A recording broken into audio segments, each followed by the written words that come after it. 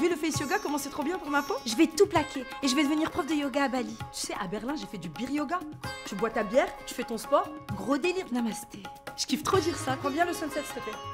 T'as le sunset? Moi, c'est plus sup yoga. Le contact avec la mer, l'iode, tout ça, j'adore. Moi, je suis plus couch yoga. C'est pépère et je mate Netflix en même temps.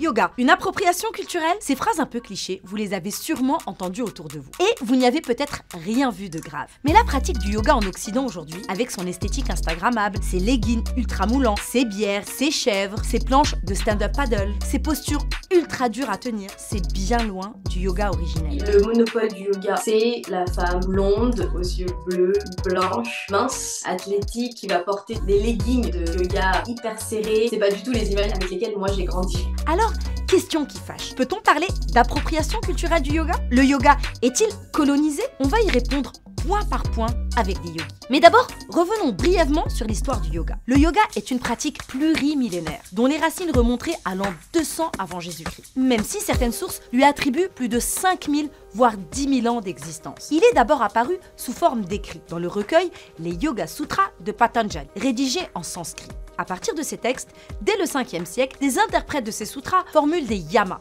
des principes, comme ne faire de mal à aucun être, ne pas mentir, ne pas voler, s'abstenir sexuellement, etc. Ce n'est qu'au 10e siècle qu'apparaissent les postures du yoga qu'on connaît aujourd'hui. Environ 10 siècles plus tard, en 1893, a lieu un événement majeur, l'exposition universelle de Chicago, où Swami Vivekananda vient promouvoir l'hindouisme auprès des Américains, qui deviennent fans de yoga, vont se former en Inde et reviennent créer des studios de yoga en Californie. En parallèle, l'Inde a développé son tourisme du yoga, en promouvant Rishikesh comme la capitale mondiale du yoga, depuis la visite des Beatles dans les années 60. Mais est-ce que le yoga d'aujourd'hui, pratiqué par 300 millions de personnes dans le monde, dont 10 millions en France, a finalement été détourné de son but originel? Enquête. 1. Le yoga est devenu une pratique posturale et compétitive. In the West, people think of yoga just exclusively as this physical practice, which is known as asana, when actually the way I view it, and the way that has been taught to me by yoga teachers over the years, is that actually the physical aspect of yoga is just one step along the journey towards a joyful life. The earliest yoga poses was basically an individual seated in this very classic yoga pose, which is called the lotus position or padmasana. Il y a notamment le fait de prendre un type de yoga, notamment le yoga postural, et ensuite de lui donner un aspect compétitif, donc essayer de toujours aller au plus haut de ses capacités physiques pour faire ses postures, tenir ses postures. Dans une des valeurs philosophiques qui constituent aujourd'hui le yoga, on te parle de non-violence. La non-violence par rapport à soi, c'est aussi s'écouter. Si on n'arrive pas à tenir une posture plus de 5 secondes, et ben c'est ok. 2. Le yoga est vidé de sa spiritualité. La concentration sur l'aspect physique du yoga l'éloigne de son but originel, une quête spirituelle profonde. Nadia Gilani, yogi pour une révolution du yoga, nous explique. The philosophy and the spiritual part of it has kind of been left behind. Whether we do it in a non-religious way or not, totally fine. But we need to respect where it comes from. Et quand les centres de yoga invoquent justement la spiritualité, ça peut être fait de façon problématique, comme avec Namasté. If your teacher's saying Namaste, they've probably got something a bit wrong there. That's a word, a Hindu word that has got nothing to do with yoga, that unfortunately people believe has, is. Comme le rappelle la journaliste Kumari Devarajan, Namasté est une marque de respect, de soumission, de prosternation envers une divinité, une autorité, une figure ancestrale, et ne devrait pas être utilisé comme un hello à la fin des cours, comme c'est souvent le cas. Encore moins quand la formule est détournée sur des sacs à main, Namasté b ou Nama Stay in Bed. Pareil pour Om, la vibration divine qui représente les différents états de conscience. People have Om tattoos and wear jewelry when they're having it on their bags, or worst thing to do, I would say, is to put it on the floor. And it has been printed on yoga mats. It's kind of a big deal. I think that's another example of cultural appropriation when a symbol or something that isn't fully understood is kind of taken and then used as decoration. Il y a aussi un détournement de statuettes divines. Ne me dites pas que vous avez une statuette de Bouddha chez vous. Utiliser des codes culturels et religieux, d'avoir des statues ou des photos d'idoles religieuses dans les salles de yoga alors qu'on n'en maîtrise pas l'essence. Ça fait vraiment comme si tu manquais de respect. Tu rentres dans la salle, tu vois une grande statue d'un Ganesh, de dieu éléphant, et juste à côté il y a les chaussures. Et ça, c'est deux choses qui ne vont pas ensemble. On a vraiment l'impression de sentir humilié pour les personnes qui sont hindoues. 3. Le yoga se concentre sur les apparences. C'est aussi une compétition pour rester en forme physique, mais plus au niveau du poids, et donc d'avoir un corps le plus mince possible, alors que le yoga ne considère pas l'apparence physique comme quelque chose d'important. Si tu fais du yoga pour perdre du poids, c'est pas le bon endroit en fait. Il faut retourner au fitness. Un focus sur les apparences qui va jusqu'à une hypersexualisation des personnes qui pratiquent le yoga. Un outil d'hypersexualisation, les fameux yoga pants. Ces leggings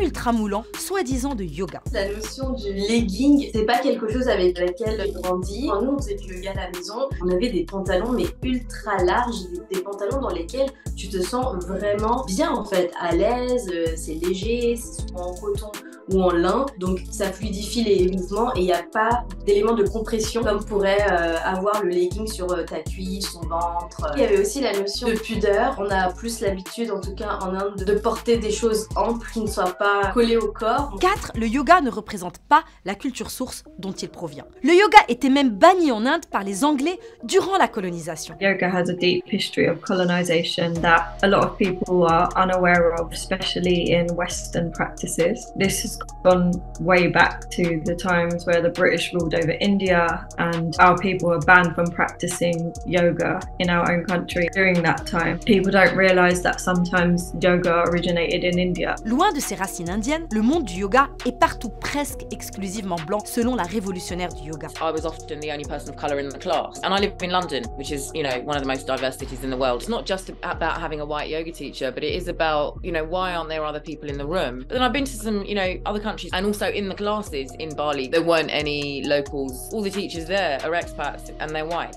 None of the people from Bali were in the classes. They were working at the yoga studios up front, they were cleaning it, they were on reception. There is this kind of sense that it has been taken for other people, and I think that we should be giving it back to as many people as they want. 5.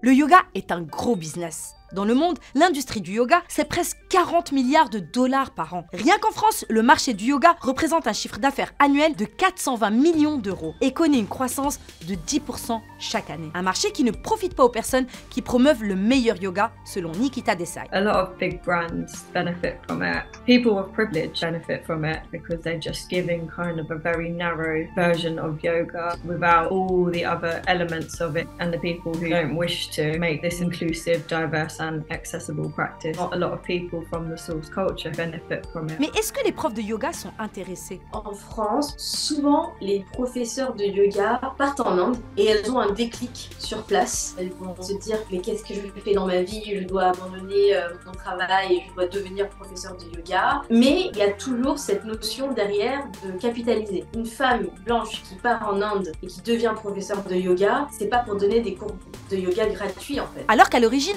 le yoga c'est gratuit, oui.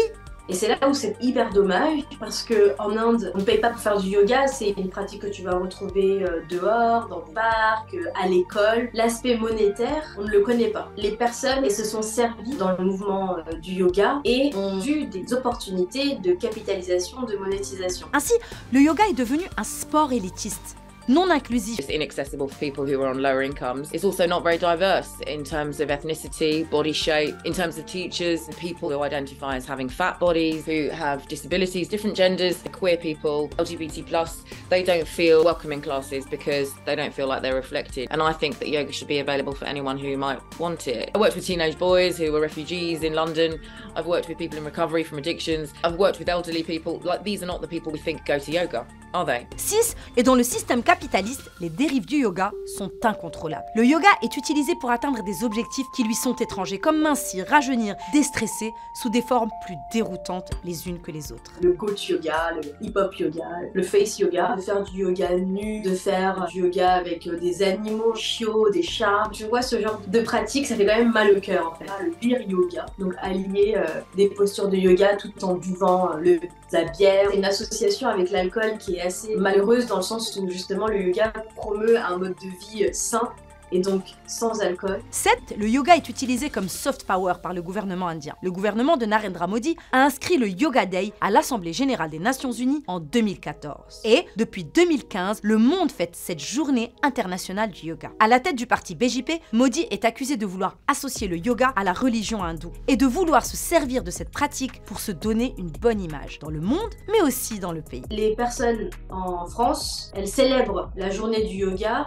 comme si c'était une fête. Tout le monde fait du yoga, alors qu'en fait, elle a tout un aspect politique et problématique derrière. Le Premier ministre indien, il est quand même d'une branche politique d'extrême droite. Il y a aussi une politique islamophobe. Donc, on silencie tout ce que les populations non hindoues et en majorité musulmanes peuvent vivre comme discrimination en Inde. Alors, est-il impossible de faire du yoga? Les premières choses qu'il faudrait faire, ça serait de lire des recueils philosophiques qui parlent de yoga, des ouvrages qui sont authentiques et qui proviennent d'Inde. Il faut se dire aussi que le yoga, ça va pas être aussi simple que ça de le comprendre, et en fait c'est un mode de vie, donc c'est un process à suivre au fil des années et ça peut durer toute une vie. Puis il faut aller chercher des professeurs qui montrent dans leur vitrine un engagement pour l'inclusion, pour l'accessibilité, pour une pratique spirituelle en premier lieu. Alors, cette vidéo vous a-t-elle rendu zen? Donnez-nous votre avis en commentaire. Et pas namasté du coup.